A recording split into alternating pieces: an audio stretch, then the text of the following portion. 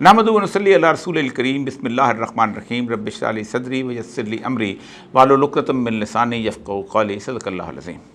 معزز خواتین و حضرات، آج کا دن بنیادی طور پر وہ دن ہے کہ جس کا بڑے عرصے سے انتظار کیا جا رہا تھا۔ تقریباً جب سے عمران خان کو حکومت سے نکالا گیا تھا اور اس کی ایک موومنٹ چلی تھی اور اس موومنٹ کے اندر اس نے یہ ثابت کیا تھا کہ وہ پاکستان کا مقبول ترین رہنما ہے، اس کے بارے میں ایک جال بچھایا جا رہا تھا کہ کس طرح اس مقبول ترین رہنما کو کارنر کیا جاتا ہے، اس کو سیاست سے علیحدہ کیا جاتا ہے اور اس کو کم از کم الیکشنز کے حوالے سے دور کیا جاتا ہے۔ تو آج کا دن اس تکمیل کی، اس خواہش کی تکمیل کا آغاز سمجھا جا سکتا ہے۔ عمران خان صاحب کو آج ایک ایڈیشن سیشن جج نے سزا سنائی اور اس کے ساتھ ساتھ انہیں 5 سال کے لیے الیکشن سے نااہل بھی قرار دے دیا گیا۔ ابھی تک فیصلہ کلیئر نہیں آیا کیونکہ ایک مختصر فیصلہ ہے، تفصیلی فیصلہ نہیں ہے، اور خاص طور پہ یہ کہ یہ الیکشن کمیشن نے قرار دیا ہے یا کہ سیشن جج نے۔ اس فیصلے کے مضمرات کے اوپر تو بعد میں بات کریں گے اور اس کی لیگل حیثیت کے اوپر بعد میں بات کریں گے، کیونکہ سب سے بڑا کویسچنیبل صورتحال یہی ہے کہ ایک واحد کیس ہے کہ جو سیشن جج، ہائی کورٹ اور سپریم کورٹ کے اوپر اندر بیک وقت پینڈنگ کیس چلا آ رہا ہے، اس میں اندر ایک فیصلہ بھی آ جائے تو اس سے آپ کو حیرانی ضرور ہوتی ہے۔ لیکن جو شخص بھی یہ سمجھتا ہے کہ عمران خان کا یہ کیس پاکستان کے داخلی معاملات کی ایک صورتحال ہے، تو شاید پاکستان ہی پوری دنیا کے اندر بیٹھے ہوئے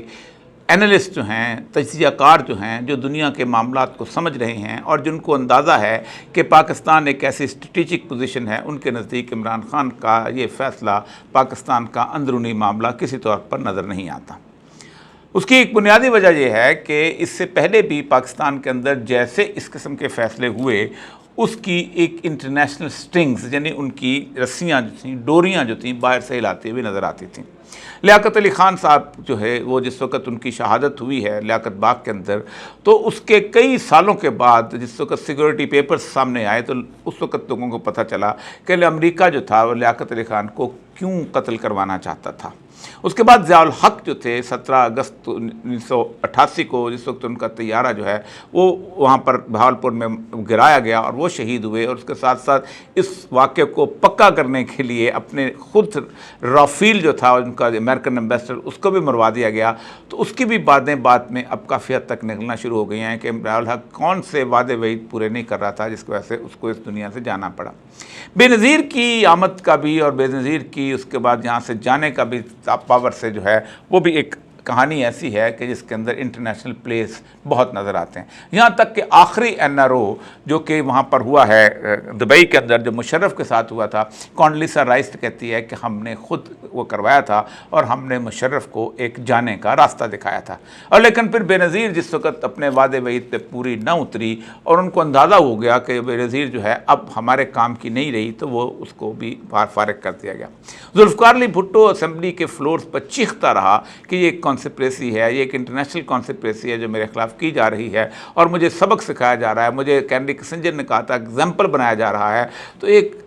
بات جو ہے وہ ان کی پھانسی تک جب پہنچی تو اس کے بعد آج بھی دنیا پوری کے اندر لکھنے والے جو ہیں، جو ذرا سا بھی عالمی پالیٹکس کو جانتے ہیں، وہ سمجھتے ہیں کہ یہ معاملہ ایسا نہیں ہے۔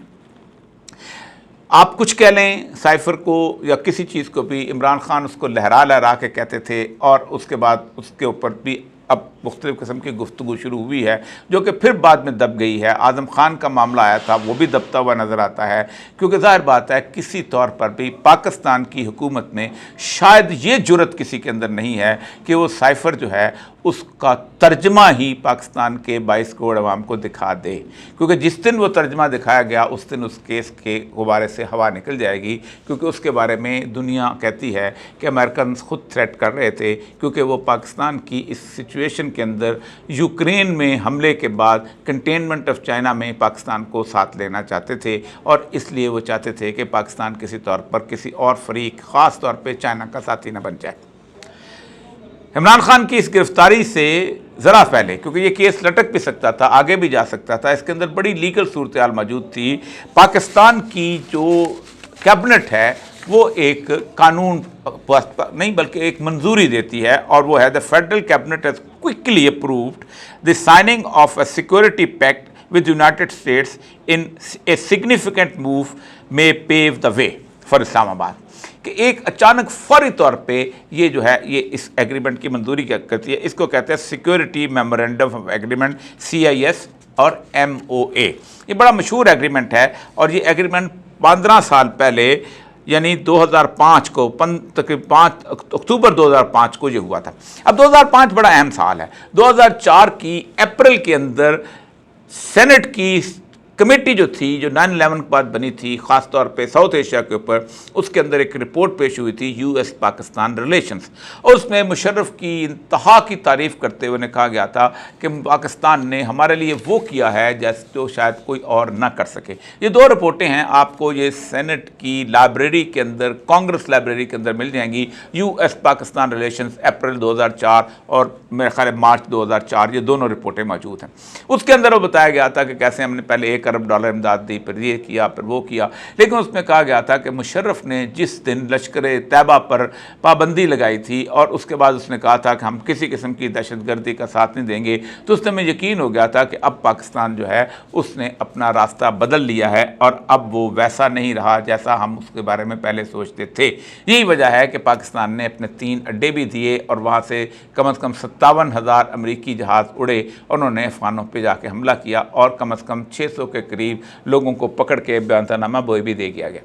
گیا. اس کے بعد امریکہ نے ایک ایگریمنٹ کیا تھا 2005 میں. یہ 2020 میں ایگریمنٹ ختم ہو گیا تھا اور اب بیچ میں ایک وقفہ آ گیا تھا. وقفہ اس لیے آیا تھا کہ افغان سچویشن کے اندر امریکن جو سمجھتے تھے کہ پاکستان پہ بھروسہ نہیں کیا جا سکتا، اس لیے وہ کسی نہ کسی حد تک پیچھے ہٹ گئے تھے. اور 2013 کے اندر جو انہوں نے ایک دفتر بنوایا تھا قطر کے اندر، اس دفتر کے طالبان کا، اس دفتر کی اب رزلٹس آنا شروع ہو گئے تھے اور طالبان کے ساتھ ایک قسم کا ایگریمنٹ ہو چکا تھا کہ وہ 2021 کے اندر وہاں سے چلے جائیں گے. اس لیے پاکستان کے ساتھ کسی قسم کا ایگریمنٹ کرنے کی ان کو ضرورت نہیں پڑتی تھی.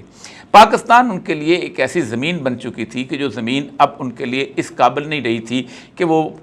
کسی طور پر اہمیت کی صورتحال ہو، کیونکہ اب وہ چاہتے تھے کہ انڈیا کو اپنا حلیف بنا کر اس کو چائنا کے مقابلے میں کھڑا کیا جائے. اسی لیے 4 ملکوں کا اتحاد کویڈ بنایا گیا اور انڈیا کو آزمایا گیا، لیکن وہ آزمایا نہ جا سکا. اور صرف 1-1.5 سال کے اندر انہیں پاکستان کی جب دوبارہ ضرورت محسوس ہوئی تو پھر عمران خان صاحب نے جب ایبسلیوٹلی ناٹ کہہ کے اپنے پاؤں پر اتنی بڑی کلہاڑی مار کر پاکستان کے عوام کے دلوں میں زندہ رہنے کی کوشش کی، تو اس وقت ہوا یہ کہ پاکستان کے بارے میں یہ سوچ لیا گیا تھا کہ اب ہم یہاں پر ایک ایسی لیڈرشپ لے کے آئیں گے جو لیڈرشپ ہمارے معاملات کو اسی طرح جس طرح کیبنٹ نے یہ اپروو کیا ہے ویسے اس کو اپروو کرے. یہ توشہ خانے سے جو گرفتاری ہے یہ کوئی نئی بات نہیں ہے. جس وقت امریکہ نے یہ سوچ لیا تھا کہ ترکی کے اندر انہوں نے مشہور پاپولر لیڈرشپ عدنان مندریس اور جلال بایار جو ہیں ان کے خلاف ہم نے آنا ہے اور وہاں پہ ہم نے فوج کو اقتدار میں شامل کرنا ہے، تو انہوں نے عدنان مندریس کے خلاف توشہ خانے کا کیس جو ہے وہ ایک رجسٹر کیا تھا. اور عدنان مندریس کو یہ کہا گیا تھا کہ تم کو 2 بکرے جو تھے وہ افغانستان سے کے رولر نے تحفے میں دیے تھے، تم نے وہ 2 بکرے توشہ خانے میں کیوں جمع نہیں کرا لیے، تم نے ان کو ذبح کر کے کھا کیوں گئے. اس مضحکہ خیز کیس کے اوپر آپ حیران ہوں گے، اس مضحکہ خیز توشہ خانہ کے کیس کے اوپر عدنان مندریس کو پھانسی کی سزا دے دی گئی اور اسے جیل میں ہی دفن کر دیا گیا. جبکہ صدر جلال بایار جو تھے وہ چونکہ کافی بزرگ آدمی تھے تو ان کو کسی حد تک انہوں نے جیل میں رکھا جہاں وہ انتقال کر گئے. طیب اردگان کی حکومت کے آنے کے بعد جلال بایار کے جستے خاکی اور عدنان مندریس کی جستے خاکی کو باہر نکالا گیا اور اس کو اعزاز کے ساتھ دفن کیا گیا. اور یوں تاریخ نے یہ ثابت کیا کہ کوئی شخص جو کہ عوام کے دلوں میں رہتا ہے اس پر کسی نہ کسی طور پر ڈکٹیٹرشپ کچھ عرصے کے لیے تو غلبہ پا لیتی ہے، لیکن ایک وقت کے ساتھ مزار اسی کا ہی بنتا ہے، کسی اور کا نہیں بنتا. لوگ اسی کے ہی گن گاتے ہیں، کسی اور کے نہیں گن گاتے. توشہ خانے کا جو کیس ہے یہ ایک اس وقت بڑا مضحکہ خیز کیس اس لیے بن چکا ہوا ہے کہ میں بحیثیت قانون کے طالب علم کے، جس نے لاء کی ڈگری کی ہوئی ہے، جس کے پاس ہائی کورٹ کا لائسنس ہے، मैं समझता हूँ कि इस केस को जिस भोंडे तरीके से साथ चलाया गया है, शायद जुल्फ़िकार अली भुट्टो का केस भी इतने भोंडे तरीके से नहीं चलाया गया था। जुल्फ़िकार अली भुट्टो के केस में उन्होंने कानून का एहतराम करते हुए किसी न किसी हद तक जवाब तलाश किए थे, कॉन्स्पिरेसी थ्योरीज बनाई गई थी, कैसे कॉन्स्पिरेसी होती है, पूरे के पूरे लोगों को वादा माफ़ गवाह बनाया गया था, बहुत कुछ किया गया था। कोई भी सेशन जज पाकिस्तान के मुजव्वज़ा कानून के मुताबिक, मैं सेक्शन 193 जो साथ चल रहा है उसको पढ़ता हूँ। Section 193 imposes an embargo upon a court of sessions to take cognizance of any offence unless sent by a magistrate duly empowered।